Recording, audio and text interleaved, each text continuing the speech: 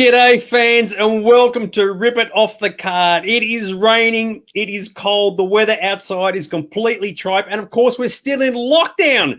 So where else would you rather be than with us here tonight? How about that? We've got five people dialed in already watching us, which is absolutely fantastic. Now, before we get too excited, we've got Peter Jordan who said hello already.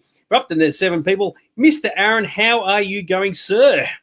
Well, I've been locked down in the shop for another week, and I've had 2 amazing days. One where the NBN people decided that they were going to put in new cables, so had the sound of concrete cutting from 11 o'clock till 5, about 2 metres away from where I was sitting. And then another day, someone decided to take their dog for a walk and tie it up to the bench outside the shop and go off and do some more walking, and the dog cried for 2 hours. So, fantastic. You know why the dog cried? Because he knew that there was great Doctor Who collectibles inside that store and he desperately wanted to get in, but he couldn't because of that effing lockdown. Now, we've got some awesome news regarding changes to the lockdown or the benefits of such. So on Friday, what's happening with you? We're back open, and we've been deemed a shop that's allowed to sell collectibles to the public again. And what's happening with you on Saturday, Dags?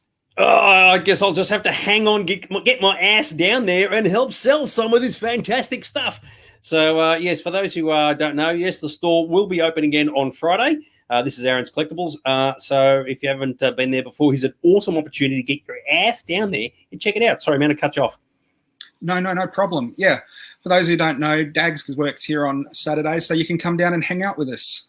Very, very cool. Now, obviously, what I said earlier about the bad weather and the lockdown is work. We've got 18 people watching, and we haven't even started yet. I've got so many hellos to get through. It's absolutely insane. Now, it's important to note, because of the bad weather outside, it is pissing down with rain, it is windy, there is a definite likelihood that we lose power at some point, either at my end or at Aaron's end, and the whole thing could just shut down abruptly. So if there are weird things going on here, and I don't mean just the two of us talking, that will be the reason. So kind of weird shit happening, mate. What can I say? I just like to say, I think there's 18 people watching, not because of the lockdown, it's because we're both handsome men. However, I will show you a picture of a handsome guy. All right, so we hang on. Aaron's is outside my 25. Oh, look at that. Oh no, Christy can't go because she's too far away. Yes, you do have to keep within your 25-kilometer radius. We don't want people breaking the law, rolling in, saying yes, I came in from the other side of the planet, and having the police follow them in, because you never know. The force will be with them, but not the kind of force that we want. So yes, make sure you do keep within your 25K radius. Now, last week, just very, very quickly, we were talking about collectibles, and obviously we talked about collectibles, Fred. I was talking about a guy that I once knew who collected food packaging from all around the world. This is back in the late 90s. He would send out emails all around the world and get people to send stuff in from all these different countries. I actually found a newspaper article about what he did back then. So that's a newspaper article about Phil Mitzi, the guy, I haven't seen him for 20-something years, but he's the greatest collection of food packaging from all around the world you'll ever see. And I just wanted to put that up there in case someone looks at this picture, and I know PJ will, and go, I know that dude. He's actually as cool as a cucumber. So there you go, although I don't think cucumbers actually had any particular packaging. So, yes, look at that. PJ, he's right. Phil Mitzi, absolutely, he's one extra Z, but that's very, very, very, very cool. Oh, look at this. That's right, Loki's on tonight. Oh, I didn't even think of that. We're up against the front bar. We're up against the State of Origin match, and we're up against Loki. It's like, holy guacamole. So Loki's on tonight. That? Sorry? See you guys. Now, here's a trivia question. If Aaron was going to be pissing off from this show, what would he be watching? Front bar, State of Origin, or Loki? Oh, goodness gracious. Oh, hang on. Sorry. Yes, PJ. Yes, you've never been to the store before. So what's the address and what's the location there, Mr. Aaron? We're Shop 3, number 1, Main Street in Blackburn, which is just across the road from the Blackburn railway station. Really easy to find. We've got huge, big Marvel, DC, Doctor Who, Star Wars, Lego posters all over the shop window. And apparently, according to Carol, we're up against MasterChef. Okay. Who gives bloody MasterChef shit. All right, we move on. Otherwise, we'll never get this show done. It's a big night tonight. We've got 18 people watching us, and there you go. So we can't just sit around here. We've got to get collectible crap happening. So let's kick this off. Mr. Aaron, what are we talking about tonight? Well, there's a few eclectic news items, but this one is one that I think is fantastic. A couple of years ago, there was a Batman 66 action figure range, which went for about 2 different waves and released some really nice figures and a Batmobile and a couple of accessory packs, but they never did a Batcave. Well, now McFarlane Toys have picked up the rights to 66 Batman, and there's been a few pictures that have come out before of the actual action figures, but in the background there is the official McFarlane Batcave playset that's going to be released. So this is a sneak peek. They haven't showed the whole thing yet, but if you were into opening your figures and creating dioramas, this is one of the nicest pieces I've seen for a while. What do you think of that, Dags? You're a big Batman fan. Yeah, that is very, very groovy, and you're right, the way they've set it up and displayed it and all the rest. So having the Joker in the background probably kind of kills the image a little bit, but because if anything, it should be the Penguin, because if you remember, or actually, he was faking Commodore Schmidlap at the time. Sorry, what was that? I was going to say the Penguin is in that picture. He's in the boot of the Batmobile. He would fit quite well. No, seriously, that absolutely looks great. And it's kind of funny because normally when you present the news here, you end up with a whole lot of pictures of these things. And I would have actually loved to have seen more pictures of it. So, yeah, that is actually very, very, very cool. So, and the figures in front and everything look fantastic. So, yeah, good stuff. Very good. Now, if you ever wanted to, sorry, what were we going to say before I move on? No, I was just going to say, yeah, that looks great. Now, fans out there, with the weather being the way it is, if you ever think you're going to cop a caning from the weather, you can actually use a cane because we've got a cane.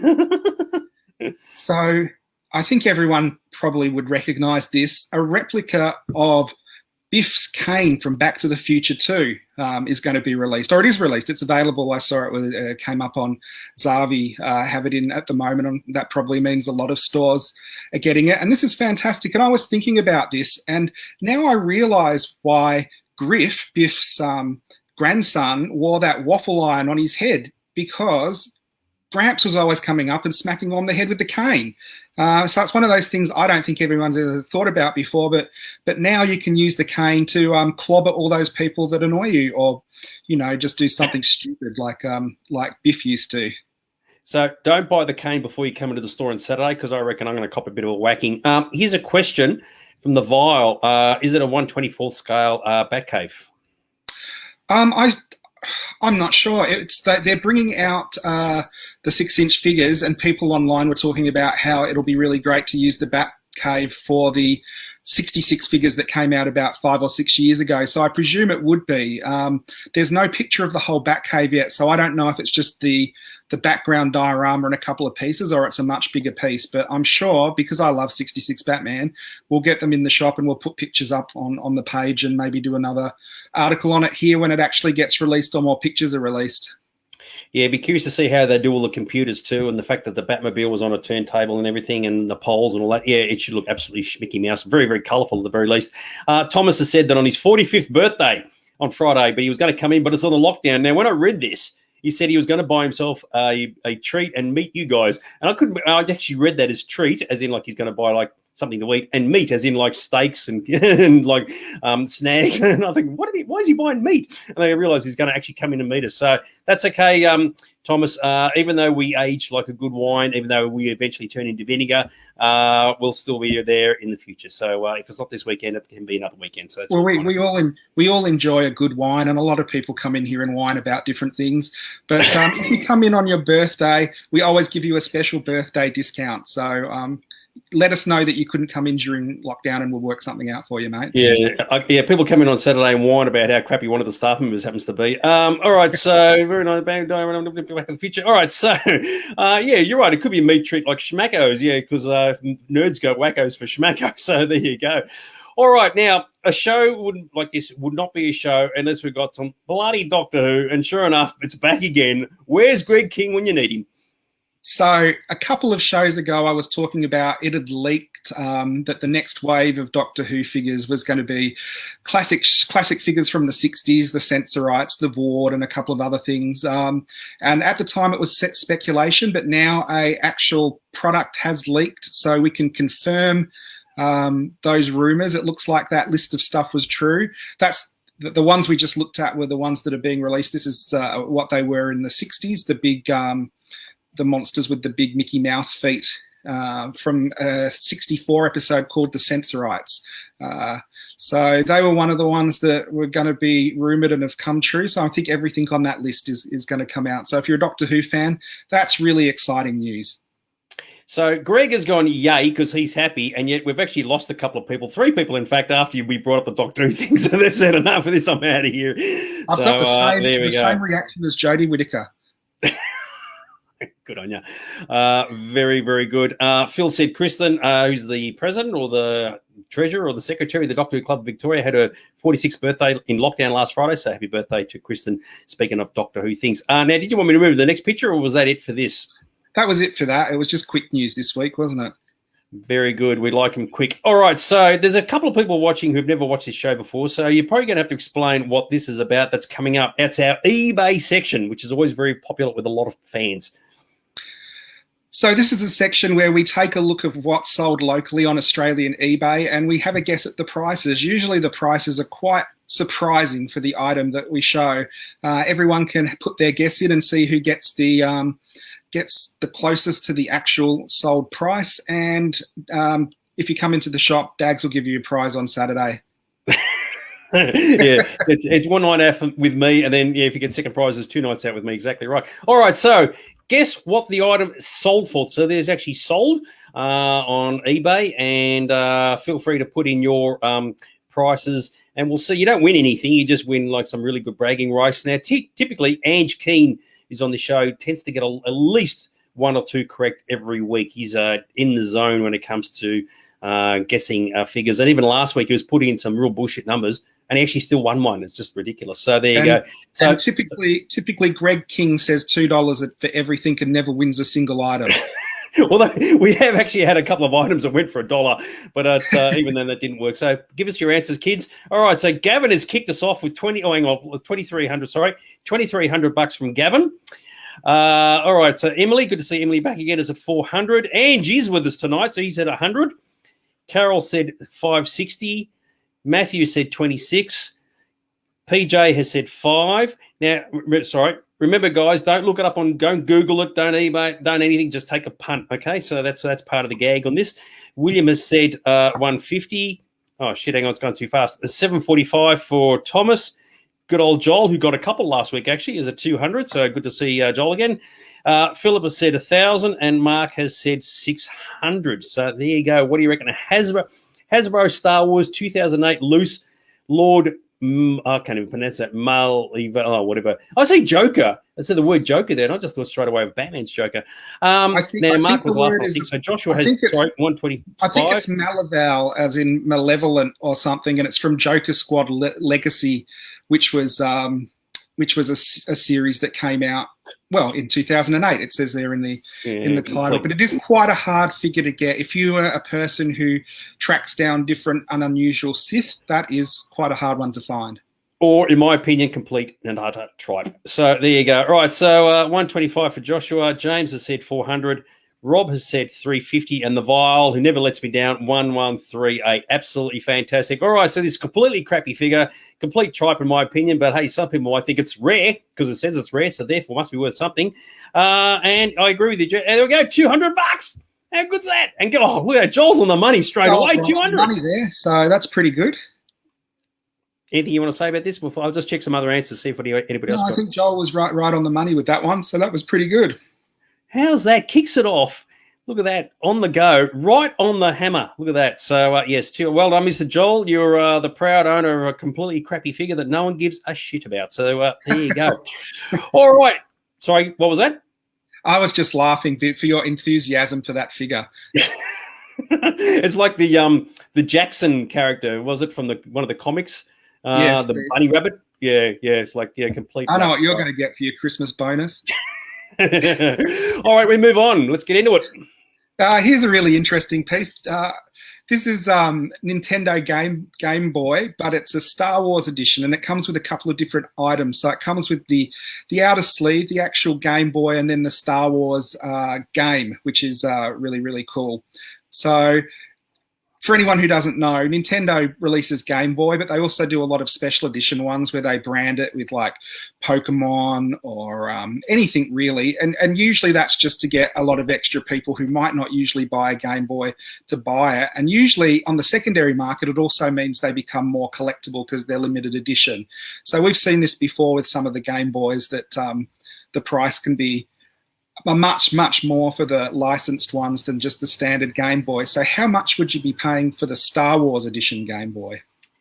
Very exciting. And Joel did say back up here, and I've lost the message, that he actually has one of those 2008 figures, which I've kind of lost somewhere. He actually did mention it. So, yes, he does actually have one. So, very, very good. All right, so what have we got for some prices for this? We have, oh, my goodness gracious, the screen. While you were talking, the screen has just gone way off the target.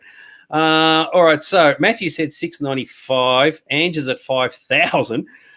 Carol said $12.95. Christy said $7.50. PJ's at $500. Emily's at $1,000. Mark is at $1,000 round figures. Chris, good to see Chris actually on the show. $1,395. That's 1,400 round figures. Hang on, Chris B. Joshua's at $500. Joel, who won the last one, is at $1,200. Williams at $3,000. Oh, Thomas is excited. Could be a big prize because it's Game Boy. Phyllis said $750. James has said $350. Rob has said $4,000. Real variety of prices here, isn't there? Joel has said $1,300 top. So there you go. So being a gaming collector, be curious to see how close he is with this. $2,700 for Thomas. Jarrett said $895. April, all the way from Scotland, I got it right this time, is at $300, and that's dollars, not pounds. So we thought I'd just bring that in. So it's good to see April again. The Vial is at $1,560, and Gavin, who's gone $641. Couldn't you get more weirder? Guess if we had have tried. So there you go. Rare. You love the word rare. It's not even uppercase. It just says rare. Star Wars plus Game Boy pocket bundle. Very, very good. But it is used, which means it could be in any sort of condition. And what did this go for? The price is, see how good everybody was? Oh, how about that? Look at that. Joel said 1,300 tops. He's off by $20. Oh, my God. So, yeah, that's a lot for a Game Boy. A lot of these things I see and think, gee, I wish I bought this when it originally came out and put it away. But then I buy so many things and put them away. You just can't buy everything. But I think that's quite a nice item if you collect Game Boy and Nintendo memorabilia. All right, so Carol, I think, has this at $12.95, and she gets $15 back. Yeah, I think so. Look there, but Joel was very, very close. Yeah, he shortchanged himself by $80. So there you go. Yeah, I reckon that's it. But the fact that he said nearly 1,300 tops and he's out by $20, I reckon that's very, very impressive. So how about that? So good on you, Carol. Well done. You've got yourself a used and abused pocket Game Boy. Yay, team. But, yeah, that's a lot of money for that, isn't it? It's just kind of insane. And we've got a bit of a record here. We're 25 people watching us at the moment, which is absolutely fantastic. So there you go. All right, we move on to the next one. Oh, Lego. Oh. Okay, so this is a Boba Fett minifigure, but it's a very special Boba Fett minifigure. For anyone who collects Lego, they know that the figures are reissued in different sets and there's different versions of the figures. The first version of Boba Fett that came out was pretty much this figure without a couple of details on it. Didn't have pockets on the arms or on the knees. And then this figure came out and it was only released in the Cloud City playset, which is quite a hard playset to find. And then it was replaced with a totally different Boba Fett. So this is sort of one of the harder to find variants of the Lego Star Wars figures. And because Boba Fett's such a popular figure at the moment with The Mandalorian bringing sort of more focus back onto the character, there's a lot of people after this. So how much will you pay for Boba Fett? Keeping in mind, the damn thing is only this big. That's the figure I'm talking about, by the way, in case you're wondering. All right, so let's move on. PJ, who's the Lego dude here, said 500. Carol said 450. Emily's at 300. Big amounts for such a small thing. Said the actress to the Bishop. 700 for Chris. Andrew said 200. Oh, hang on, shit. Sarah said 150. Phil's at 450. Rodder said 480. Joshua's 225. Marcus said 500. Thomas said 185. Williams at 175. I tell you what, if we get 60 people watching this show at any one point, we're going to never get to this segment. Jared said 175.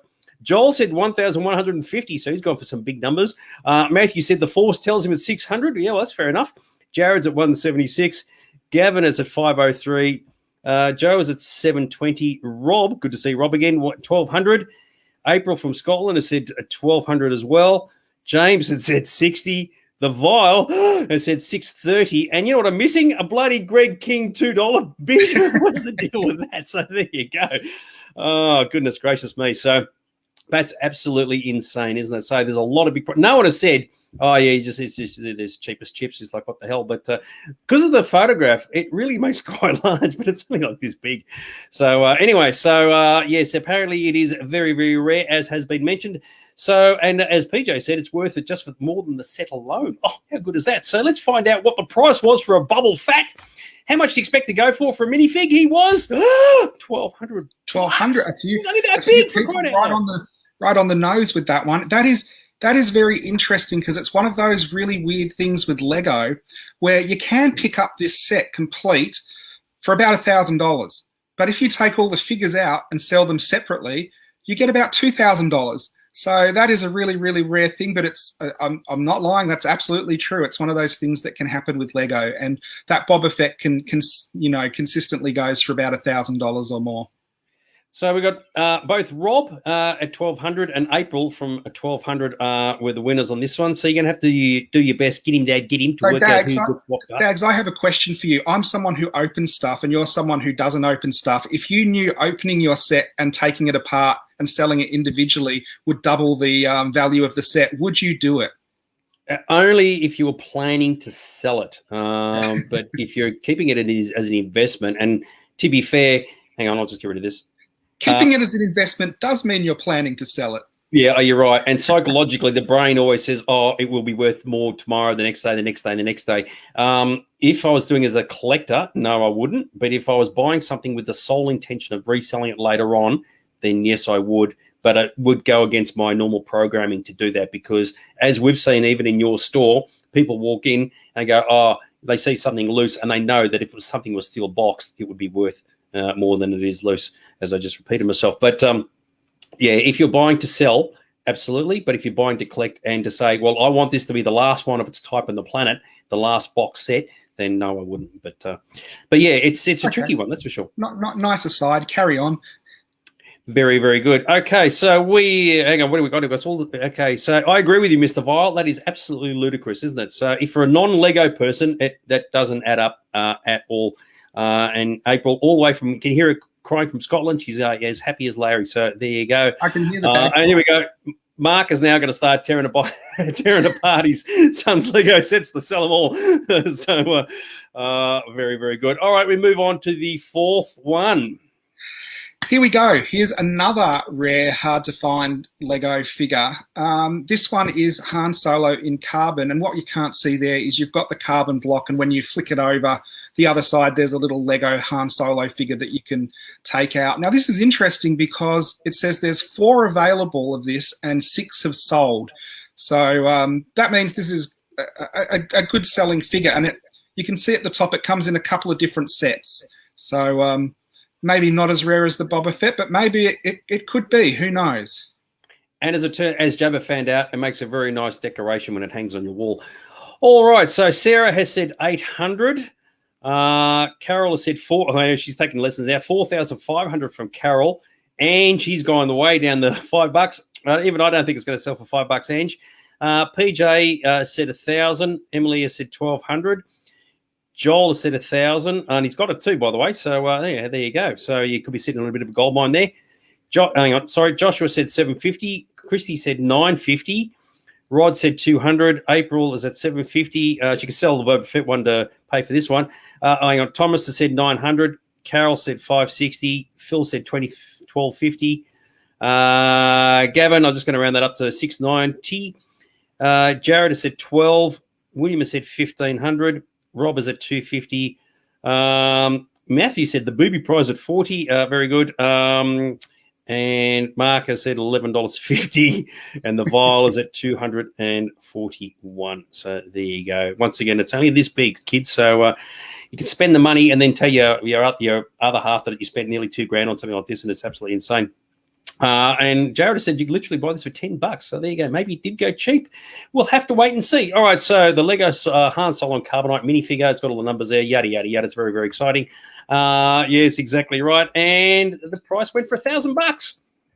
So this is one of those things that really confuses me because, as a couple of people have said, this one doesn't seem to be one of the rarer figures. I have seen this one go for about $40. I've never seen one go for about $10, but I don't disbelieve that. But it's one of those things where it really shows on eBay. You just put, rare or something in the title, and someone will buy it. And then that's one of those occasions where someone has. I don't know why that one is so rare. I researched this when I put the items together for this this segment, and people are right. That one does not seem to go for as much as this guy managed to get for it. But good luck to him, because that's what eBay is all about. So PJ and Joel are going to have to whip out a thermal detonator to find out who's going to be the owner of it, but they both got it at $1,000. So there you go. And they get 50 cents of change. So how good is that? Bloody hell. Unbelievable. So I'm just making sure that nobody else has got it, and I think that's all kind of cool. But yeah, that's Jared. Oh, Jared. Oh, I'll tell you what, I think you've pipped him at the post, because they rounded it to 1,000 and you've gone to 95, and that's 45 cents. There you go, Jared. You've just you've thermal detonated the other two, and now you've got it. So how good is that? He didn't. He froze them in carbon. Yeah, how's that? By piss farting around with the numbers, by 5 cents, Jared, you pipped him by 5 cents. So how good is that? Oh, well done. So there you go. All right, now we're going to move on to yeah, not happy, Jared. So there you go. All right, I think he is. All right, we move on to the last one, the big kahuna of the group. Let's have a look at this, kids. Okay, so if anyone here collects vintage Star Wars, they may have seen this lot on eBay recently. So this is quite a big lot of vintage. And when I say vintage, not the new Hasbro vintage, the original 80s Kenner vintage Star Wars figures, mint on card. And there's quite a few nice ones there. So not big lots like this don't tend to turn up a lot anymore, because people break them up and sell them separately. So did anyone throw their hat into the ring for this lot, and how much do you think it went for? I agree with PJ. You'd have to sell a couple of kidneys to pay for maybe just a couple of kidney stones. Actually, you say, well, I've only got a couple myself, so I'll go to my kids and I'll take one out of them and sell that as well. So there you go. All right, now Gavin has said 13,760. That's a big numbers I expect here. 9,500 from Carol. 4,500 from Emily. There's still room for a $2 from Greg King at the garage sale if you want to chuck that in. Mark for 10,000. Philip at 5,000. Joshua at 4,000. Rod is at 13,000. Jared, who won the last one by 5 cents, has put another cocky number, 16,169. I will actually take that. Thomas has said 11,750. April has 11,000 round figures. William is at 20,000. Oh my goodness, it's a big. PJ has said 3,000, whatever, nearly $500,000 or thereabouts. 4,000 for Rob. Matthew's at 650. Joel is at 800. Alan, oh, good old Alan. It's good to see Alan join the show tonight. 1305 or 005. Ange is at 20,000. Joel has changed it to 8,000. Okay, yep, fair enough. I'll accept that. And Matthew's at 6,500. And Greg's been holding on to his $2 for a good deal. Absolutely love it. Oh, Greg, you're just awesome, man. And they're changing prices everywhere now. 6,500. Everybody's looking at everybody else's prices and adjusting them accordingly. But that's a lot of figures. And if they're still mint and packet and all the rest of it, you think that's just got like massive prices written all over it. Eh? Oh, we go. Where were we? So Matthew, I said 6,500. Thomas said 3 million. Some people would probably believe that, actually. 1,302 for Sarah. And the vial, 14,270. So there you go. All right, we're going to have to move along. Is the stuff from England? I don't know. No, all of these are on Australian eBay. Some of the items are from all over the place. These would mainly have been the 80s ones, probably that came from Hong Kong and Taiwan. But is he's probably asking because if he was to buy this, he'd get April from Scotland to just drive down the road and pick it up for him. All right, vintage Star Wars figure collection used. Make of that what you will. And the price went for $3,500. 3,500. I think Rob got that, didn't he? Did he say 4,000?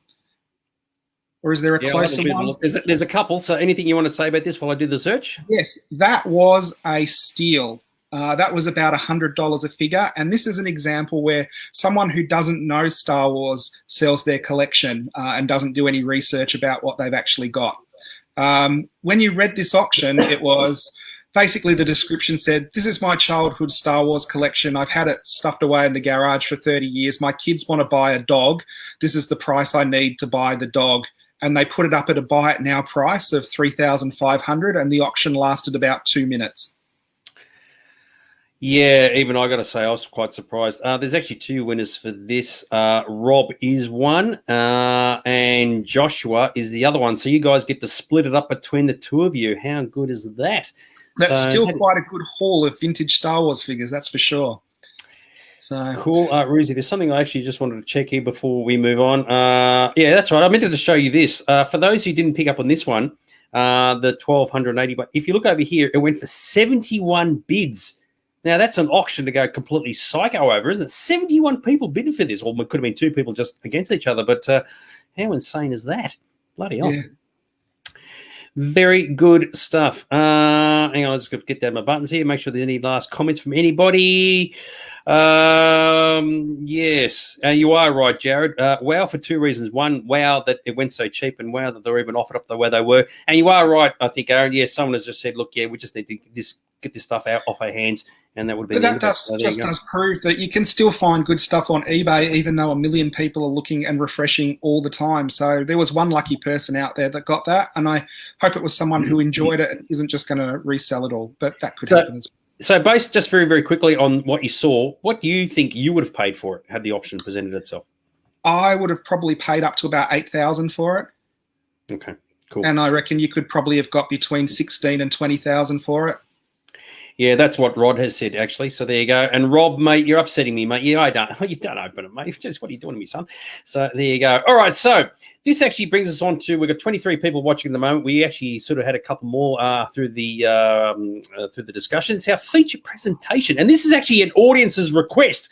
People have actually asked us, please talk about this. So what are we talking about?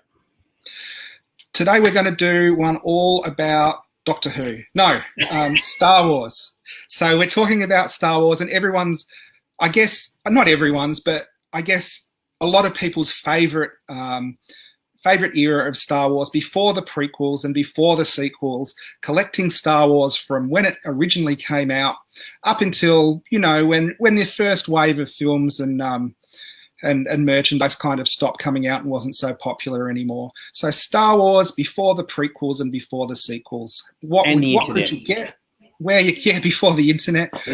What could you get? Where could you get it? I'll tell you something about before the internet. Episode 2 was the first trailer I saw online, and it took me overnight to download the trailer. How things have changed. But we're not talking about episode 2 or episode 1. We're talking about Star Wars, I guess, from its pre-inception up until after Return of the Jedi. And now, when I was researching this, I found out pretty quick, if we did all of that, that would be an epic Peter Jackson's director's cut 6-hour version of the Star Wars stuff that's out there. So we'll get into this, and we'll probably do more of it on another show, because there is that much Star Wars stuff and that many stories and that many different ways of finding and buying this stuff back in the day. Now, I think the bulk of this is primarily toys. Is that right? Is that mainly what you're focusing on? I guess a lot of it is toys. It's more, I guess, as we look through it, sort of how it grew organically from a franchise that most people turn their nose up at to suddenly everyone wanting a piece of the pie because it just became massively popular. So toys is a big deal because Kenner did buy the franchise rights, and they did start, you know, the plans for producing toys. So they were ahead of some of the other producers and companies, but we'll have a look at everything, I guess. Very cool. Rod, yeah, you probably would to your own degree, depending on what was produced, and that's part of what we'll be showing here about Ewoks and the Droids series. But a lot of this stuff is going to bring back a lot of memories for a lot of people, so let's go. So yeah, we're collecting Star Wars before the prequels and the sequels, and their adverts, the earliest sort of I could find for each of the Star Wars movies for the first sort of products in the shops. There's a Target ad there for the first 12 figures and a couple of vehicles for Star Wars, and then for Empire, you know, there's some of the new figures from that range, and Return of the Jedi, there's a little kid coming out of the toy shop with his new Star Wars toys. But we're going to get in the Wayback Machine, and we're going so far back, we're not going to go back to 77, we're going to go back to 76. And these are some of the many products we're going to be looking at and touching on. So there's a lot of stuff there, but let's go to the next slide. Yeah, you kind of stuffed yourself on that one, didn't you? I did. So this is really interesting. This is the San Diego Comic-Con 1976, the year before Star Wars came out. And this, I would say, was the first time Star Wars products were available to the public. There might have been the odd couple of things if you knew about Star Wars, but there was very, very little. The book hadn't come out, the comics, and none of the toys had come out. And I mean, this was so early in the whole timeline of Star Wars. If you look at the crowd there for a presentation on Star Wars with Mark Hamill looking at Darth Vader and Carrie Fisher for the first time, and the hall is maybe half or a quarter full kind of thing. So when it originally came out, there weren't a lot of people banking on it being like this massive phenomenon that it actually became. But there was some merchandise there. And when I put this together, down the bottom there, you can see there's a Star Wars sticker. And I've realized I've actually used a bootleg or one that came out later, because the original Star Wars logo was the one that Mark Hamill is standing in front of, which was very different from the one we've got. And the one in that sticker down the bottom is actually the one we're used to. So that was a bit of a error. But stickers, T-shirts, and posters were the first things that were available. And the only way you could get them is if you went to San Diego Comic-Con. And I don't think that any of the dealers there would have been snapping them up to resell like what happens these days when there's exclusives, because no one knew what Star Wars was, and no one knew that it would be worth anything. So the merchandise that came out in that era is probably the least widely produced and the hardest to find in good condition, because a lot of it would have probably been thrown out in the year between when the movie when that was and when the movie actually came out. A couple of things to bring up. So I do like this comment from PJ. Yeah, had that, got that, had that, sold that. Yeah, that's probably a lot of people saying that actually. So if you're doing a search online, so obviously by the time Comic-Con came around in 1976, the film had a bit more momentum going towards it. But if you're interested in it, just as a slight aside for a bit of historical reference, there's actually a video you can get on YouTube from the 1976 Worldcon where Gary Kurtz and Mark Hamill are discussing the film with the audience, and the audience being very, very scientific orientated. It's almost like they have to do the hard sell, right? To say, well, this is what the movie's about. And you don't see the audience. You only just see the three guys. And I think Phil Lippencott's the other guy. He was in charge of merchandising or marketing at that point. And you can tell they're trying to convince the audience it's a good film. It's going to work. You're going to love it, right? But the audience isn't sold at all. Gary has to do all the talking. Mark barely says a word because at that point he was a nobody. And if you had to fast forward that 1 year later, it would have been a complete reversal. As you said, Aaron, there would have been tens of thousands of people trying to get into that room to suss it out. So absolutely fantastic. I don't think they even, because Star Wars didn't exist, they couldn't say there's a movie coming out like Star Wars. And if you look at how they described it at the time, they were saying it's for everyone who liked 2001: A Space Odyssey and Star Trek.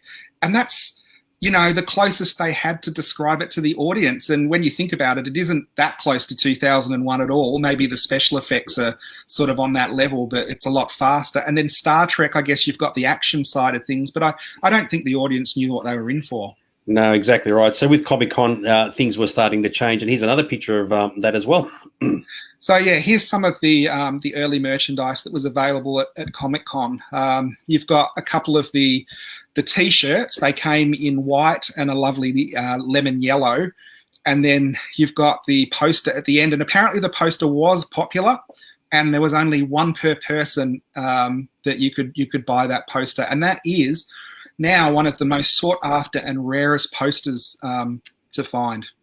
Yeah, if you ever see there was a company, I've forgotten the name now, they actually produced a poster of all the Star Wars posters about 20 years ago, I think it was. It's actually a checklist, and it was produced after 1987. And that poster there, the one you showed, was actually at the top left-hand corner. It was the first one, even though it wasn't a movie poster. It was still the first official Star Wars poster released. And you're right, today, a mint one of those. You can buy a few Boba Fett Lego minifigs out with that, that's for sure. So absolutely Joe insane. has said who did that poster. Now, a lot of people think that Lucas or George Lucas and Lucasfilm were incredibly smart by getting the merchandise rights for Star Wars, but they didn't get them because they thought they were going to make a truckload of money like they eventually did. 20th Century Fox had basically said movie tie-in toys and merchandise doesn't do very well, so we're not going to make any. And George Lucas wanted, posters, T-shirts and badges and that kind of thing out there so the audience could wear it and promote the movie. So he got the toy and franchise rights for basically nothing because he was going to use it, as he's doing here, to sort of promote the movie and use it as promotion for the movie, not because they thought they were going to make a ton of money out of it. So it was actually Lucasfilm who put all these posters and merchandise together for this convention because no one else was interested. So the posters, I think they were only $1 each by memory. And the T-shirts, I think, were about $3 each. And they weren't making any money off of it, really. They were just selling it to fans to get the word out there that was this new movie called Star Wars that was about to come into the cinema. So they were quite smart, but in a completely different reason for what you might think they were quite smart. So 3 things I want to very, very quickly pick up. I like the idea that Darth Vader's eyes are red because they are actually sort of a reddish color in the movie. Luke is actually technically holding a sort of a purpley, let's go red lightsaber, make of that what you will, but it does have a sort of reddish look to it. And then this dude down here, just put a thought bubble in that guy's mind. He's looking at the store going, what the effing hell is this? Where's 2001: A Space Odyssey? So there we go. Very, very cool. But yes, it's hard to imagine being there at that time before the movie came out. Yes, there was a time when Star Wars didn't exist, and then it had to come into existence, and these people were at the forefront of that all occurring, which is absolutely mind-bending, to say the least. So, yeah. There was a question about who actually did the poster, and, Howard Chaykin. Yeah, because later on they went to the Hildebrandt brothers for the other posters, and there's a whole lot of other people who got involved as well. Very good. All right, so where were we? All right, we move on to this. So I don't know if you can hear that. We just had a lightning strike, and now someone's alarm is going off in the background. Yep, I can hear it. So you were pretty close to, saying we have a power cut. You know why the alarm is going off? The alarm is going off because we're talking about ultra rare collectibles, mate. There we go. Someone's going to go, shit, I've got to get down to the store on Friday and buy some stuff. Well, as long as you can still hear me, that's okay. It's quite loud.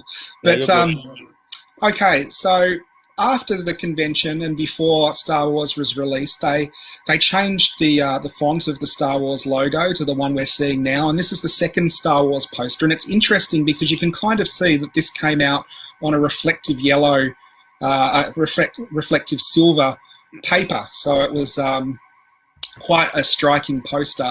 And there's a couple of magazines there that must have used the press release fonts that were sent out, and a few other items from movie magazines that are using the original font as well.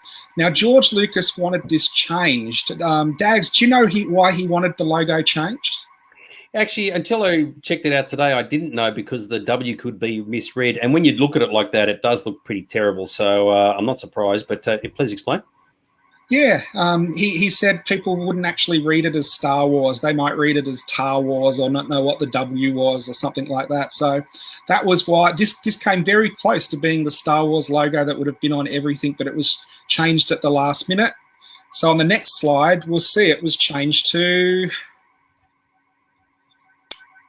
the Star Wars logo that we all know and love, which I do think is the best. I don't think it is one of those things where you're so used to it that it just is the one that you like the most. I do think it is the best one out of the ones that they had done so far.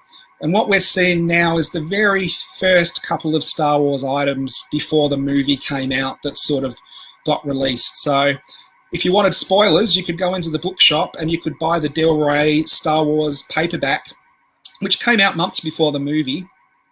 And actually the one that Dags is circling there, it actually sold out and went into reprint quite a few times. And this is one of those interesting things about Star Wars. It was popular before the movie came out. Sorry, did you want to say something, mate? Yeah, so do you know the difference between the book down the bottom here, right, and the book up the top here?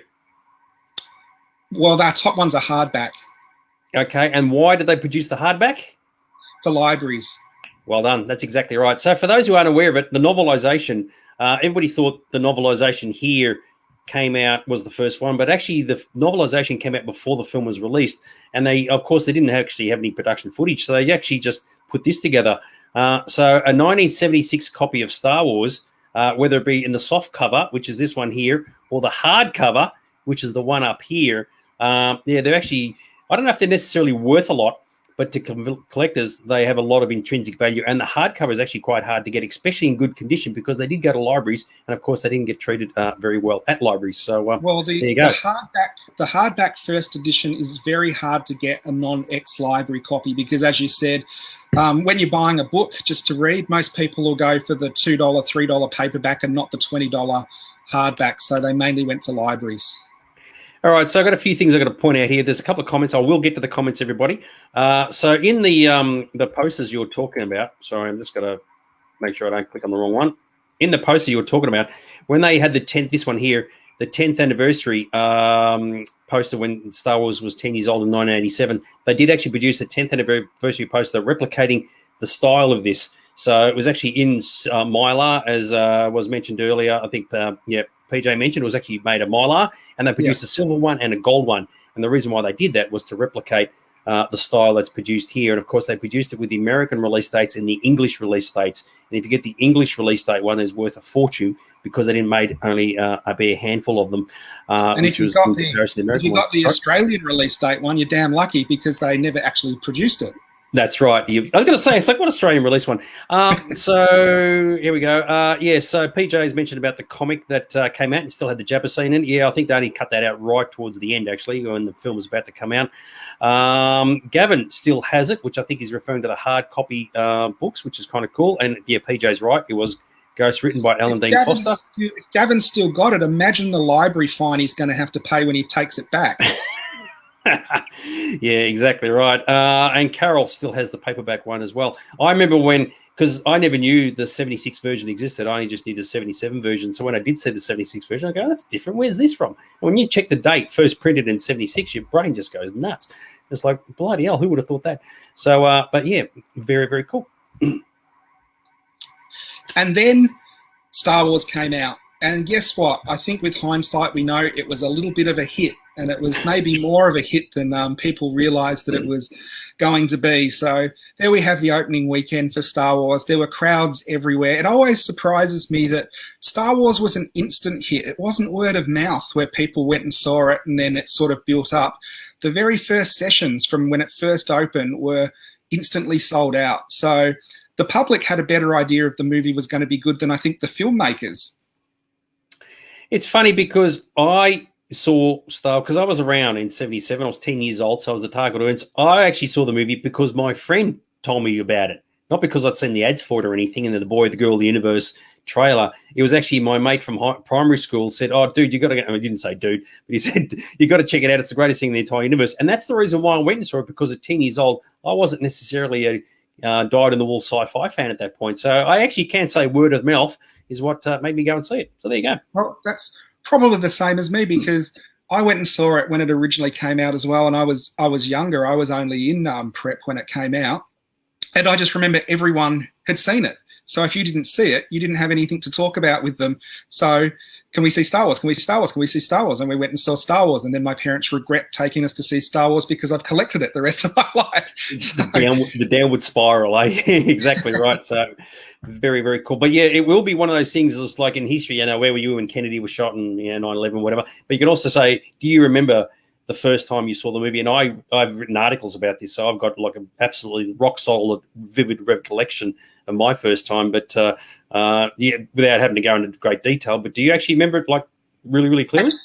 Absolutely. It was at the Forest Hill Twin. I remember where we were sitting. I remember the sort of vertigo you got in the seat when they were going through the Death Star. I'd never ever experienced that before. So I absolutely remember the first time I saw Star Wars. Very, very cool. So William and I are at the same age because, yes, I was 10 years old in 77 as well. PJ was 5 rows from the front. I was in the very back row with my head against the brick wall. So I was in the very front row because we got there late, and it was the only seats that were left were down the front. And I think that's why I got the vertigo feeling when you were in the because you were right in the movie. It was mind blowing. Yeah, when you're reading the crawl, you have to read it like this too because it's like stretching right across the screen. Yes. And it was. Actually, I was at the Hoyt Cinema Centre #1 for those who live in Melbourne. That was like the home of Star Wars, right up till Revenge of the Sith, in fact. But we move on, otherwise we'll never get to the end of the show. So Comic-Con, this is the Comic-Con a month after Star Wars came out. So Star Wars was big, but still probably hadn't reached the heights of popularity that it is now, because you've got to remember back then they didn't have the big multiplexes, and an event movie like that, they didn't have it in all the different cinemas at once. It was at one cinema in a town, and that would show it, and then the rental would go to another cinema. So it was hard to see Star Wars. And also during this time, people wanted to see the 70mm print. So they would actually travel to different cities to see it because it was that good and that much of an experience. So this is the second Comic-Con that Star Wars appeared at, and it's a bit better than the first one because now you've got Carrie Fisher and Harrison Ford along with Mark Hamill selling your paperbacks and posters and badges. And I kind of think this must be in the era, that sort of middle era where they know it was big, but they didn't know how big it was going to be, because they wouldn't be going to Comic-Con and doing this if they really knew how big I think it was going to be. It was probably during this time that someone came and signed them and said, let's do a holiday special. And they were like, okay, we'll do that, where that would never happen now. But some of the earlier merchandise, if you were a collector and you collected scrapbooks, well, this is the time when you could shine, because there was a lot of print ads and a lot of print stories about how popular Star Wars was, how it was breaking records every couple of weeks. No, the alarm's going off again. Yeah, we heard that. Sorry, keep going. You're still fine. And you started getting more popular culture attention, like the front cover of Rolling Stone. And then there was also the programs and the albums and other magazines that would do stories on Star Wars. And this was purely because the toys and other merchandise, there's usually up to a year's lead in before you can release anything, where magazines are disposable and you can sort of have a weekly turnover or even a daily turnover with newspapers where they can get an article, write it up, get photos and put them in. And there must be a lot of articles from that time that just no longer exist, because with a lot of things, I collected Star Wars and I scrapbooked.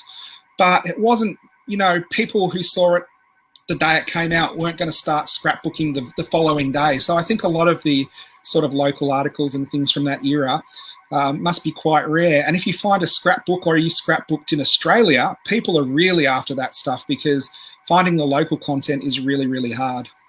A couple of things. We actually just had 27 people watching us for a moment, which is absolutely fantastic. Thomas said, I'm actually not 50 years old. I'm 54 at the moment. So there you go. So there was everybody's been like making comments about when they first saw the movie, which is absolutely fantastic. Now, I like this one. Joshua said that the storm has taken out his power. We said at the start there's a big storm outside, but he's still watching the show, watching on battery only. Come on, Joshua, hang in there, son. Don't even think about turning us off to save your power so you can check your emails later on or who's winning the State of Origin. Just stick with us, son. So there you go. Very, very, very good. What I was going to say is that you are absolutely right. When the print stuff came out, it was like a gold mine, because you just couldn't get stuff anywhere. And this book down the bottom here, which I think came out when the film was, when you went to the cinema, what do you call it? The movie, they got a special name, like not movie book, but you can actually buy it when you go to the movie, which they don't produce anymore. Things like that were an absolute gold mine because there was so little to get. You'd see a little bit mentioned in a newspaper article here or a thingy there. But in terms of something you could actually hold and collect was absolutely like rare as hen's teeth, because it just wasn't that much. And this, the Rolling Stones one, it's like, hey, I would have checked it out for the Dolly Parton article, but hey, Star Wars on the front, it works for me. So, program guide. I think the word you were looking for was the program. And the last movie I remember that had a program was Episode 1, and they'd stopped making programs by then, but Episode 1 got one because it was such a popular movie. Fans demanded it, so they actually made a program for Episode 1. I don't know if any movie since then I can remember has had a program at the cinema. We used to get, do you remember the movie magazine that was available at the box office? They'd always have a Star Wars cover on Indiana Jones cover as well. And if you remember the official collector's edition, when that came out, that was like the greatest thing in the entire universe. And not only had shots of the movie, but also had behind-the-scenes stuff and had the glossary. Now, I can tell you a bit of a funny story about the glossary part in the middle of the book. So it actually had what certain things were. And I was actually in Aaron's store a few weeks ago, and we were talking about the thing that lives in the trash compactor, right? The Dianoga. Did you, now, how did this come about? You said what, and I said what? You actually asked me what it was called? I can't remember. I know it was the Dianoga. I think you asked me what was it called, and I said it's called the Dianoga, right? And the only reason I know that is because I read it from the glossary of this book back in 1977. So it's stuck in my brain for 40-something years. Well, I think the interesting thing is now a lot of magazines that exist then just wouldn't come out now because we have the internet. Yeah. And people can see a movie comes out and you see the stars that are in it. So you get online and you Google them, and then you can look up their IMDb page and see all the other things there and a host of pictures. But back then you didn't have that. So you were actually looking for magazines that had pictures in, and you'd collect them and keep them. I like this. PJ and Joel both said it's Dianoga. I already knew it was Dianoga, dudes. You don't have to tell me. I knew this from friggin' 1977. Thank you very much. So I was just putting for the sake of the discussion when Aaron asked me what it was, and I actually knew because of that thing. Now, there's a question here. Paul has asked about producing movie news mag. I'm not entirely sure what you're asking there. Do you know what he would be referring to? I think the one that they're talking about, I think it was a Hoyts magazine called Movie. I think the first one was in about 1980, and they only used to bring out one or two a year. And it always used to be a really good cover. It was always like Mad Max or Star Wars or Indiana Jones or Back to the Future. And, I think they went till the mid-90s and then they sort of petered out. But they used to sit on the box office and you could buy one if you thought the movies were any good.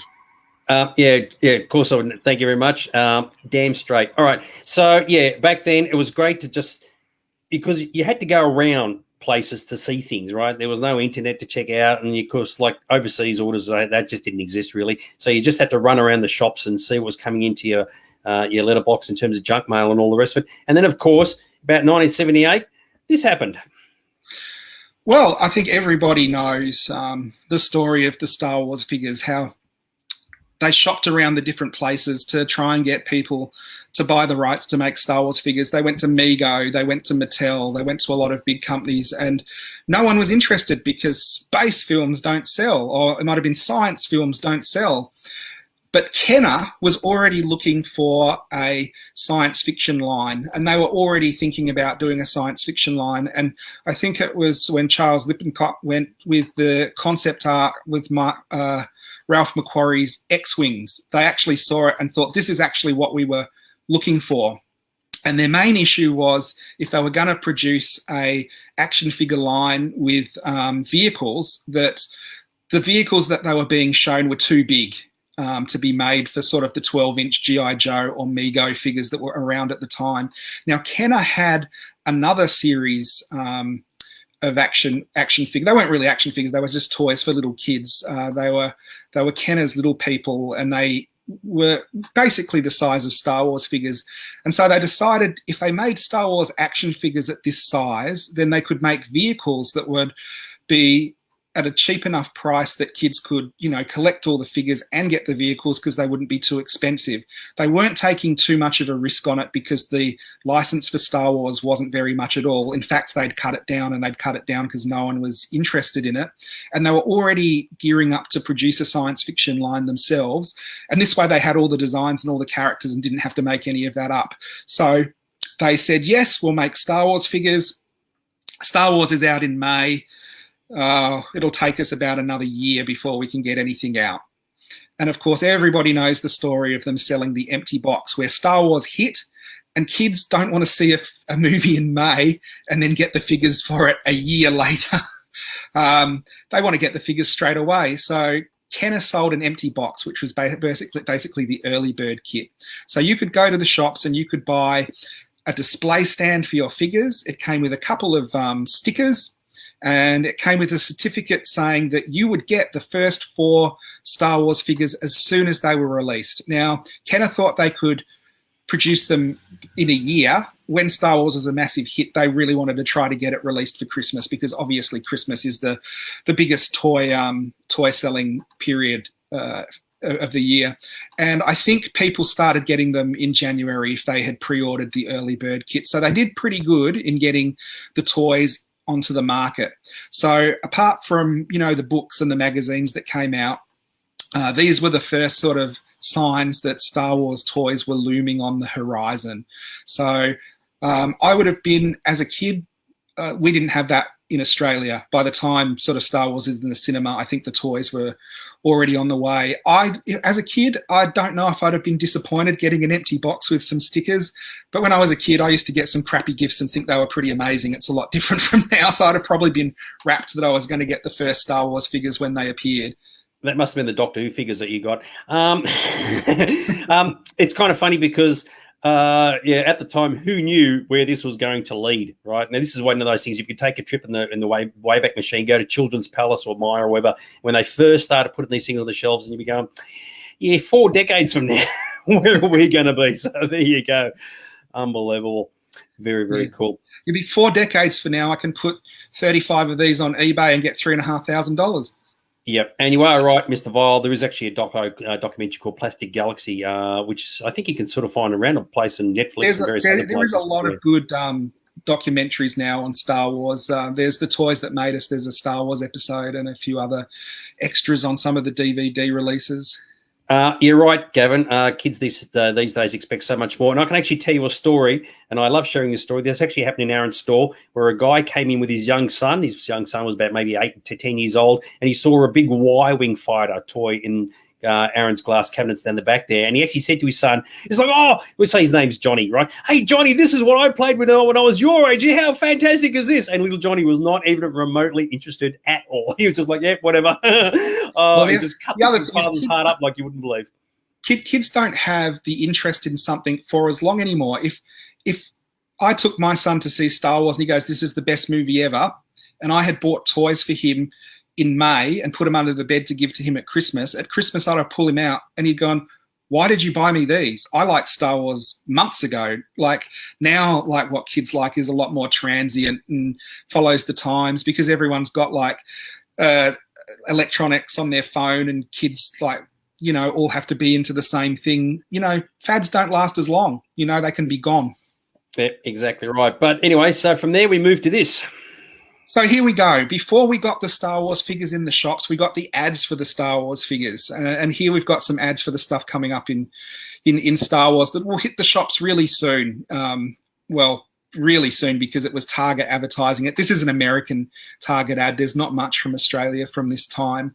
But you can see there's just sort of the basic figures, and it's more apparel and sheets and things like that they could get out on a quicker production line than they could with the figures. And then in the middle there, you start to see some of the different play sets and accessories and figures, again, that you start getting actual pictures of the figures rather than just the prototypes and drawings, which were on a lot of the early advertising for them. And then again, at the bottom there, you've got bedding and sheets and jewelry and things like that, the things that they can sort of rush into production fast. And up in the top corner there, we've got like the comic book ad for Star Wars figures. And it's really interesting because these days, when products are released for a franchise, usually there's a press kit that gets sent out and everybody has to use the same press kit, and it has a style guide, and you're not allowed to advertise outside the styles and all of this.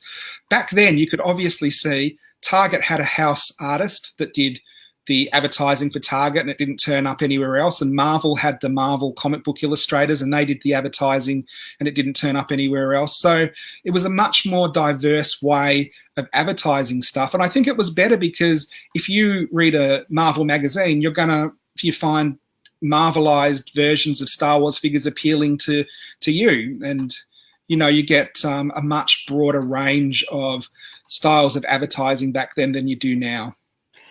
So, Gavin, you are right. Australia did draw the short straw. That was primarily because of our population size, which was way smaller than what it is today. But, of course, Australia did produce some merchandise, which ended up being worth a lot of money as time went on. So it was almost like checks and balances. What I like about this particular catalogue here is they're talking about blankets and pillowcases and whatever else. Now, if you're like me and you watch movies like Poltergeist and E.T., where both the kids have Star Wars stuff in their rooms, and you look and go, oh, where did he get that from? How did he get that blanket? How did he get that sheet and that pillowcase, little bastard? What was the deal with that? Even in Tron Legacy a few years ago, the kid, it was in the 80s, had Star Wars stuff in his room, and you're looking around his room going, how did he get that? Where did he get that from? So, and in some cases, that stuff didn't arrive in this country. So, yeah, very, very cool.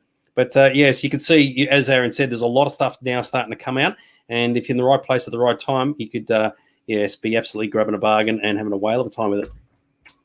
Hang on, I'll just press a button. Here we go. Now, here's something really interesting. I don't know if anyone knows who these Star Wars figures are, but in Canada, there was something called the Sears catalogue, and it was basically a big catalogue that would get sent out to everyone, and you could order stuff, and it would turn up for Christmas or for Thanksgiving or different times during the year. And here we have Yog, Rydell, Tagdo, and Beaker, three of the barroom kooks who were in one of the most famous scenes from Star Wars, the Cantina. And this is genuinely advertised as Star Wars merchandise, but what had happened, Mego realised that they had missed the boat big time on not taking Star Wars franchise up, so they got some of their other figures that kind of fit the bill, be them, devils or werewolves or things like that, and they reproduced them in different colours and different clothes, and then tried to pass them off as Star Wars figures. And the really interesting thing about this, there was an injunction put in, and Lucasfilm stepped in and stopped them from being produced. And until the internet came along, there was rumours of this and that they had been produced or they had been advertised and never produced. But until the internet, so 20, 30 years after this advert, some people did say, yes, we did get our Cantina kooks. So they are some of the earliest Star Wars figures and some of the rarest, and yet most Star Wars fans don't even know they were produced. I would love it if you got four people together and they all dressed up in these characters, went to like Celebration or something, right? The most obscure action figures on the entire planet, right? And then the four of them just turn up and go, well, I'm Yog and I'm Rydell and I'm Tago and I'm Bicko, and just see who gets it. And I tell you what, that would be very, very impressive. I don't want to be cost much to produce either. Like, and poor guy who has to do all the red face paint to be Yog. Yeah. yeah, man, I'm a bit of a Yog if you know what I mean. So that is absolutely very, very cool. And here we go. So this is what I was used to when I was growing up, seeing a lot of amazing Star Wars products on magazines and not a single one of them ever coming into Australia. And these are the type of magazines that I would have growing up. Across the top, there's some scans from Starlog and Famous Monsters and Starburst and things like that. And they had these amazing 4-color ads for all these Star Wars products that were coming out in America and England. And as we've said, we drew the short straw in Australia, where we pretty much didn't get it in the general shops, and you'd see it sometimes in the specialty shops like Space Age Books. Now, I've got one of my magazines here, which is Famous Monsters, which I obviously have because it's the Doctor Who issue, with Superman ads on the back. But so I would have this as a little boy, and I'd be looking at the all new Star Wars action figures and then waiting months before we saw them. So this one was an okay one because we did get all the Kenner figures come in. But a lot of those other products that you saw on that slide wouldn't come into Australia or would only be in specialty shops. Even some of the Kenner products, I don't know if anyone got the catalogs with the toys. You'd open to a page and see something amazing and it'd just have not available in Australia, not available in Australia. And that came down to, I think people have researched, and it was basically the larger things didn't come here because the the cost of the shipping compared to how many items could be brought in just didn't make it worthwhile. So you could bring in a case of 48 Star Wars figures and the shipping is going to be $20, or you could bring in one Millennium Falcon and the shipping's going to be $20. So it doesn't get broken down over the whole case of different things. And that's one of the reasons a lot of stuff didn't come here. As Dags was saying, the population was so low that they wouldn't sell enough to justify bringing it in. So a couple of things. You're right. Just regarding those 4 costumes, and I've just lost where I was. Yeah, that was actually aimed at Gavin because he's a bit of a costumer. So I must admit, as a kid, I did a lot of drooling over Kenner catalogs. I actually knew a guy who actually ran his own toy shop in Carlton. It was only a small place, whatever. But he actually had access to all this stuff, and I used to look through the catalogs. And it was just, you spent more time just looking and imagining what these things would be like because they just weren't coming out here. And it was a bit rough. The other thing is things have changed now. A lot of the big toy companies are gone, but they would have one purchasing officer for the entire of Australia. So they'd order stuff based on what movies were coming out for the next 18 months, and that'd be it. Back then, I do remember walking into Myer, and if they didn't have a toy that I was interested in, it was usually Doctor Who for me. The guy, the toy department manager, would get out a big book that looked like a phone book, and he'd go through it, and if he could find the item in there, he could order it in. Now, it would cost you more because you're getting a single item in for you, but the customer service was much better where they would do it. But when we're talking about Star Wars, that didn't happen because I think to do with licensing, some of these other things that weren't licensed exclusively through different companies, anyone, Myer or David Jones or whatever, could bring them in.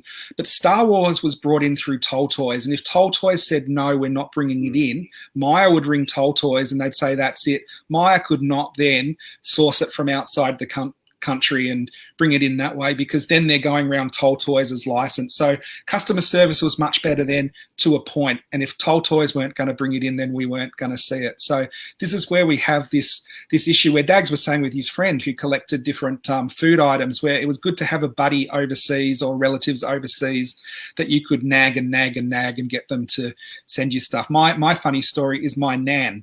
Now, she's obviously a grandmother who is not into Star Wars or anything like that at all. And she would send me the Star Wars Weekly over from England. And there'd be all these ads in there for different things. And this was all by post back then. So it's months and months apart going, can you get this? Can you get that? It's no.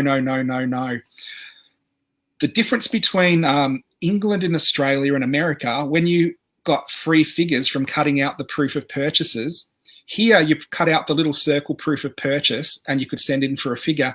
In England, you cut out the name plate at the top of the card and sent it in.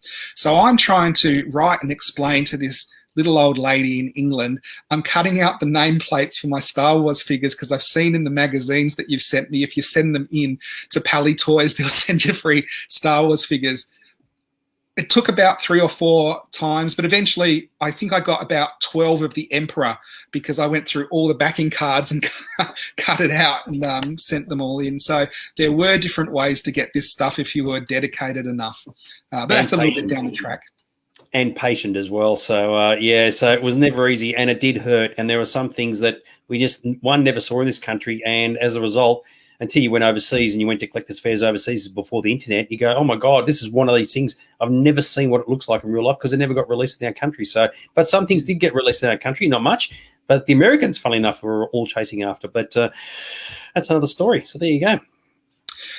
Now, here are some of the very first Star Wars products that sort of hit the toy stores before some of the toys. And it was because Kenner was smart enough to take an existing product and change it by putting different stickers or different paper elements in there and turning it into a Star Wars product. So you've got a lot of Bionic Man, $6 Million Man items that were converted into Star Wars. Now, up the top there, we've got the Dip Dot paint sets, which were sort of paint by numbers.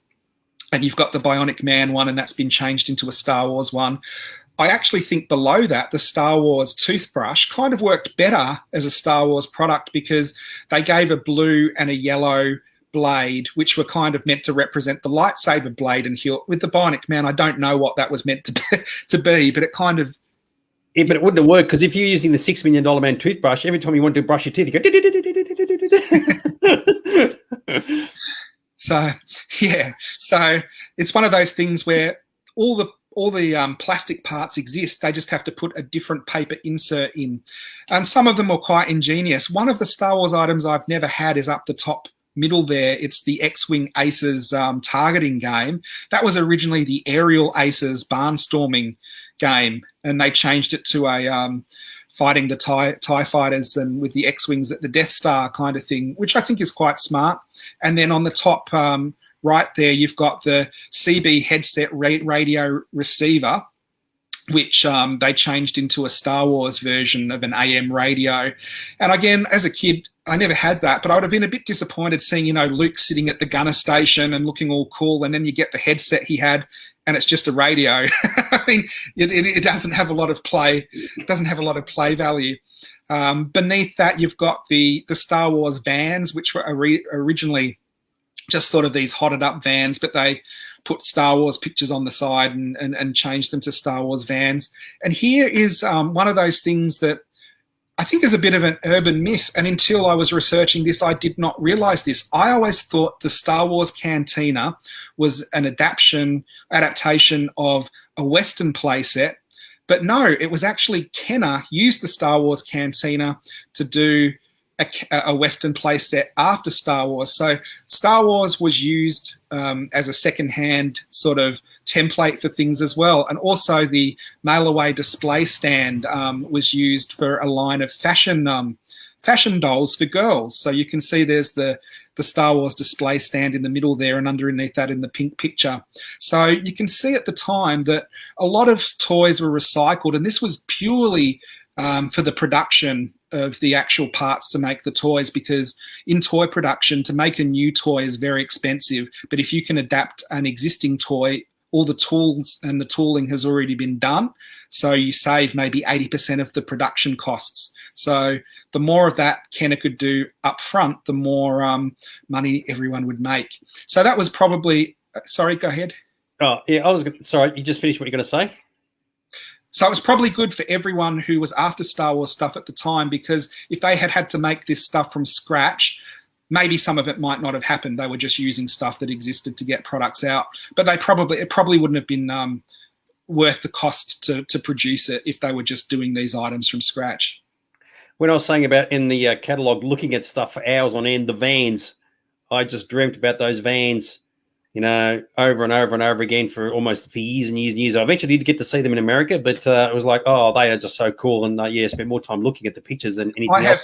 Well, I have never seen those vans in the wild in Australia, so I don't think they were released here. They could have been, but they're one of those things that you just never see. They are rare.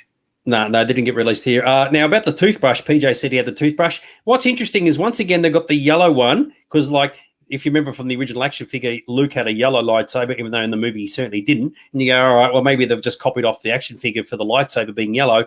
But they've got the purple one as well. So they're actually way ahead of their time, because of Mace Windu has a purple lightsaber. So I think the purple one's meant to be blue. And when they were originally given all the production designs from Lucasfilm, Obi-Wan's lightsaber actually had a yellow blade, and a picture of that does exist on the 12-inch Obi-Wan action figure or doll, and he does come with a yellow blade, because it might have been at the last minute they changed the colors, or it might have just been someone in the art department just decided to give it a yellow color. But that's why Luke has a yellow blade and why Obi-Wan has a yellow blade for the 12-inch figure, or it's one of the theories why they do, is because some of the early production artwork that they were sent, they did have yellow blades. Love a good theory, eh? So there you go. And then we have it.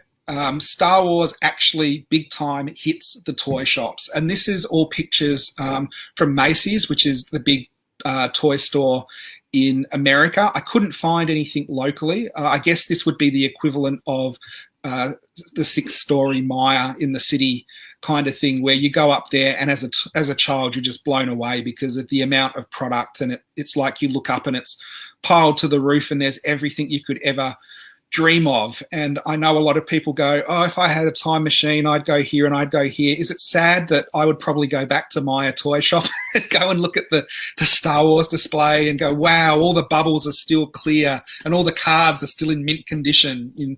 I was waiting for you to say I'd go back in a time machine, go to the 6th floor of Myers, and go walk straight to the Doctor Who section. I would have gone, what are you thinking? And the Star Wars stuff is over there. Yeah, you would, because there was never a Doctor Who section.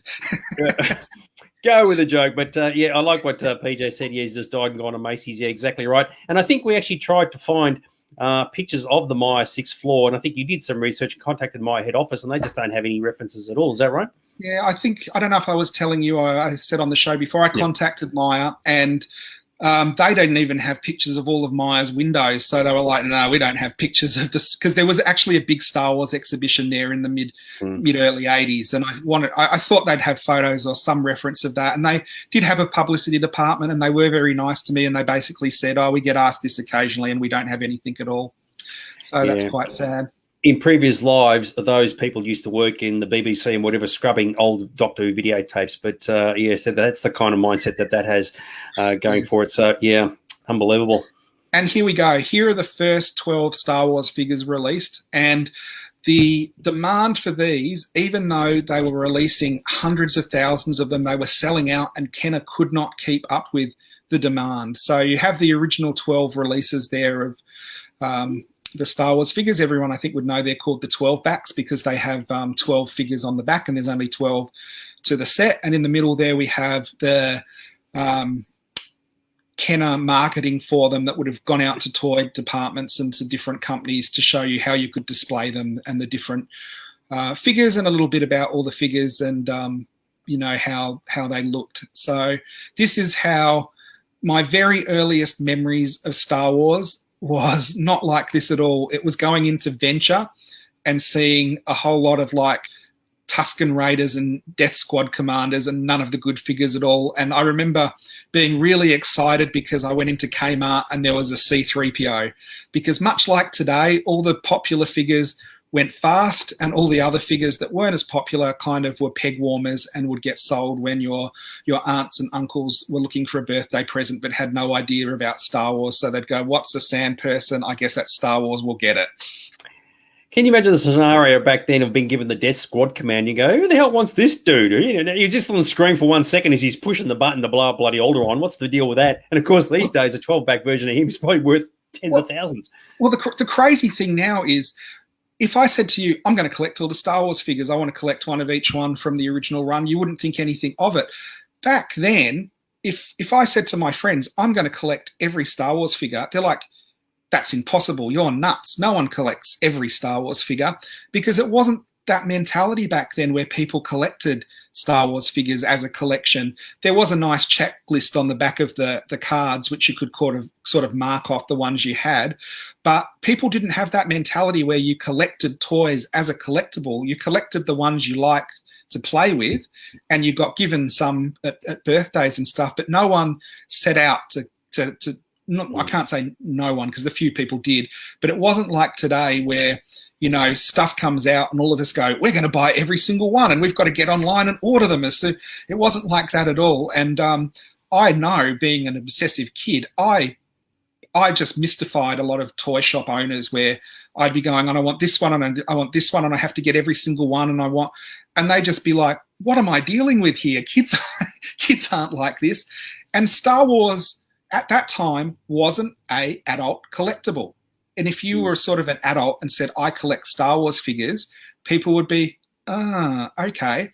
And I was collecting Star Wars before it was popular.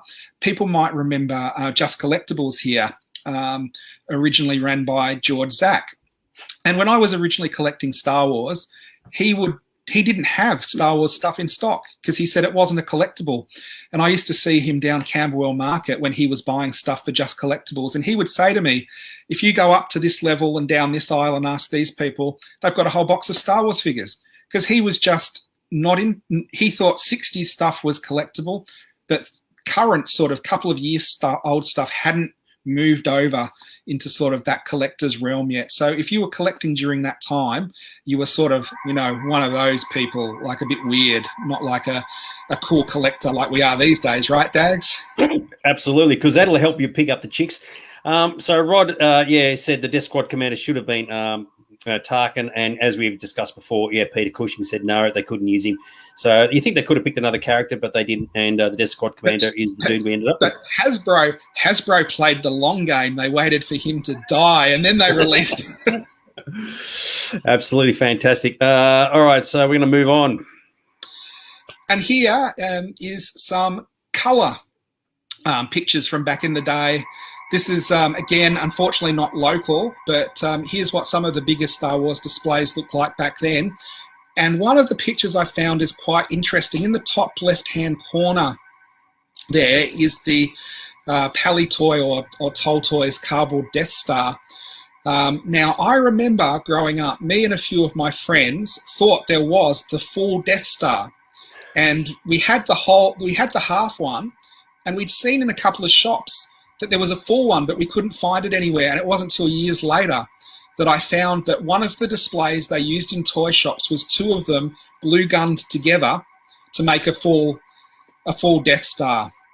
So finding that picture kind of validated one of my memories from growing up, because it's a rare item as it is now. It goes for quite a lot. Can you imagine finding an original store display double Death Star? That's got to be the ultimate.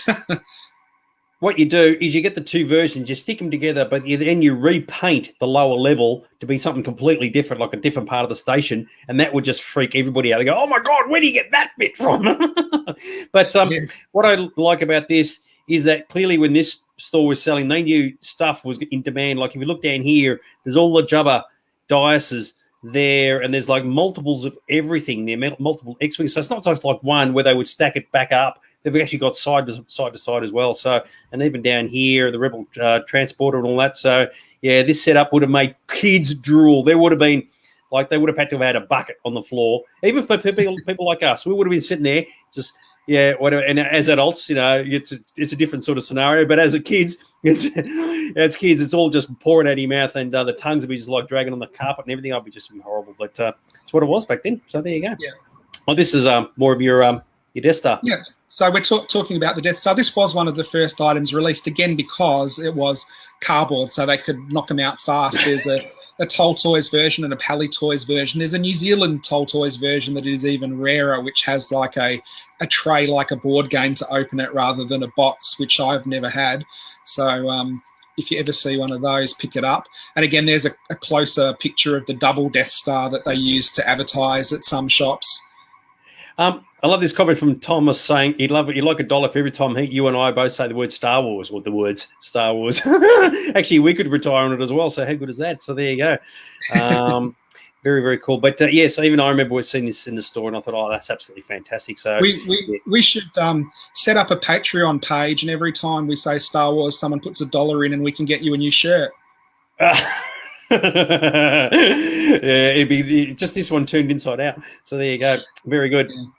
And here is some of the amazing Star Wars toys that came out in the first wave. So you've got all the classic ships, the TIE Fighter, the X-Wing, the other version of the Death Star where they put a bit more work into it, the remote control Sandcrawler, the Droid Factory, which we must have missed in the movie, but I always imagined that was inside the Jawa Sandcrawler kind of thing. The Dewback, the Land Speeder, and then two different versions of the Cantina. And, of course, one of the Cantinas, again, is just a cardboard diorama that they whacked out to get a couple of figures and a play set out really quick.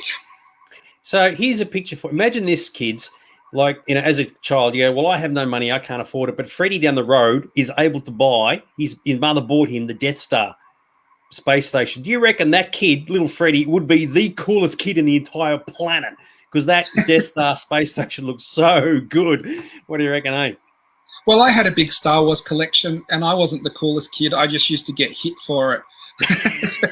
But I do know what you're talking about. I had one of my friends who collected space Lego, and I could only afford a couple of little sets, and you'd go to his house and he had the entire lunar surface, and he just seemed so nonchalant about, oh yeah, that's my Lego. And you just be like, drooling, and you go, let's go play outside. I go, why would I want to play outside? I want to play with your space Lego kind of thing.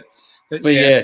It was one thing to have the action figures because everybody could pretty much get the action figures. But when it came to the bigger ships and whatever else, that's when it separated the rich people from the poor people. And if you're a poor person like I was, never in a million years was I going to get one of those things. But if someone else had one, it's like, oh, dude, I've got to hang out with you because it's the only way I'm going to get to experience the joy of playing with this thing. Yeah. And speaking of big things, the Aluminium Falcon was definitely one that was like, yeah, not getting that anytime. That is a kidney seller. So there you go. As a kid, this came out in Australia and it was quite a popular toy. And I remember this was the same price as the Lego Space Explorer in Myer, which was $90, which was basically totally out of my price range, never ever going to happen.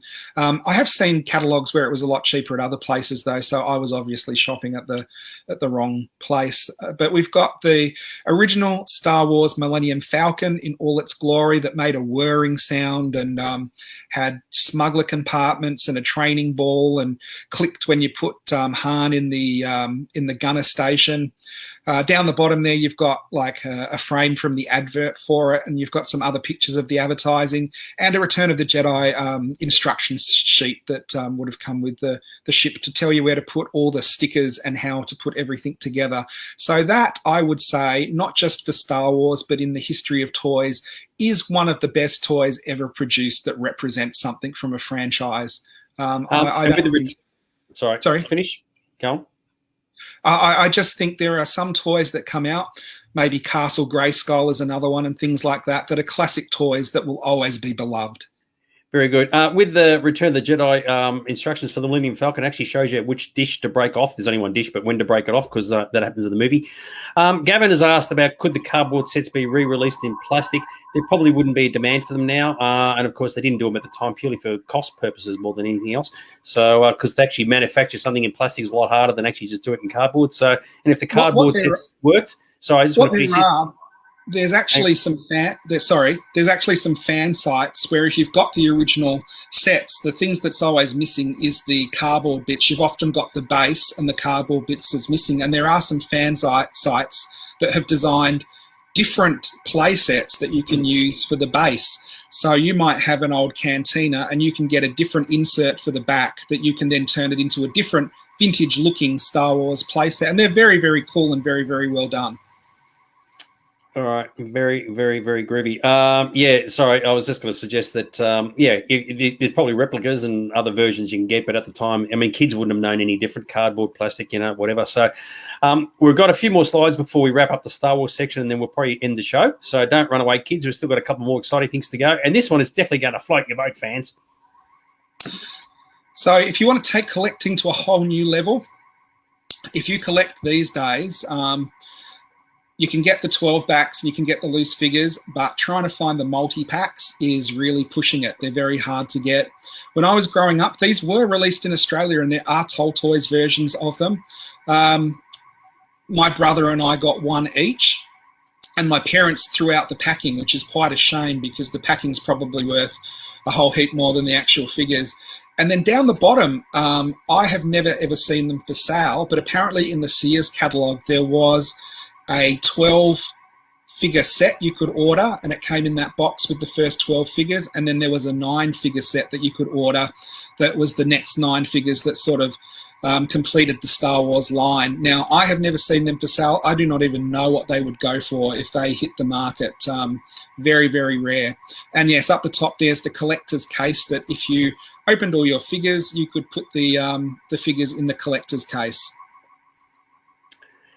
Yeah, it's funny. I've never seen the 3-packs, and as we discussed in this show once before, that was done because the companies had all the figures and they just wanted to get rid of them, just piss them all off, and just get rid of them all together. And of course, they end up being worth a fortune. I saw these in Steve Sansbury's place, and I was like, Jesus Christ! And he had them like they were manufactured yesterday, and it was like, oh my God, it was just magnificent. So, but who would have thought just doing things on the cheap and nasty to get rid of back catalogue and back stock would actually end up being worth a fortune in the end? So. It's crazy that the ones that were bumped out to be the cheapest are now the hardest to find and the most expensive versions of the figure releases. Bizarre, isn't it, eh? So there you go. We've got a couple more slides to go. We were talking about this a couple of weeks ago, but this is quite interesting. So I didn't do a whole thing on Star Wars board games again, because if you don't know, a couple of weeks ago we did a show just on board games and showed a whole lot of the Star Wars ones. But this is just an example. If you were a collector, different versions of the same game that was released in different countries. So you've got the American version and then European versions. There's the Toltoys Australian version. There's even one with a totally different cover art on the top corner there. But if you were a total completist, like Dags was saying, Steve Sansweet would probably have one of each of these. That's kind of the level of collecting you're looking at if you want to try and complete your collection, one of everything. Remember what I said about dealing in foreign markets and foreign languages, and it is the dark path you do not want to go down. But yeah, it's amazing just how many variations there are. Exactly, yeah. And then one of the other things that I think people realise but don't realise how big a hit it was, there were a lot of Star Wars records made, and they were very, very popular. Star Wars made it onto the Billboard Hot 100. The Miko album, which was the jazzed up version of Star Wars, got to #1, and the Star Wars soundtrack actually made it to #4 in the charts. So John Williams is actually up on Billboard as a chart artist. He had 3 of his soundtracks make it to the top 20. I think the other ones were Close Encounters and Jaws, and then Raiders of the Lost Ark didn't make it into the top 20, but did quite well as well. And here we've got the original Star Wars album, which was a double LP and came with the fantastic poster that's on the right there, which is an interesting poster because it's a pre-production Star Wars poster, and it has multiple Millennium Falcons in it, battling a quite different concept of the Death Star, which is more of an open Borg cube-looking version of the Death Star. Yeah, you stole my thunder. Yeah, it's kind of funny. You don't realise it at the time, but there are 3 Millennium Falcons. I think that's one there, and I've picked out the other 2 already. But yeah, you're thinking, why is there more than one? But at face value, it looked absolutely fantastic. And yeah, it came with the LP of all things. So there you go. Yeah. And I love how there's a picture of Chewbacca there reclining and spinning some discs.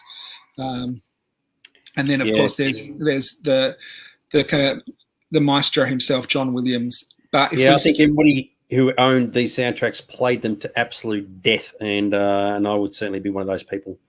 And this is our last slide. Yep.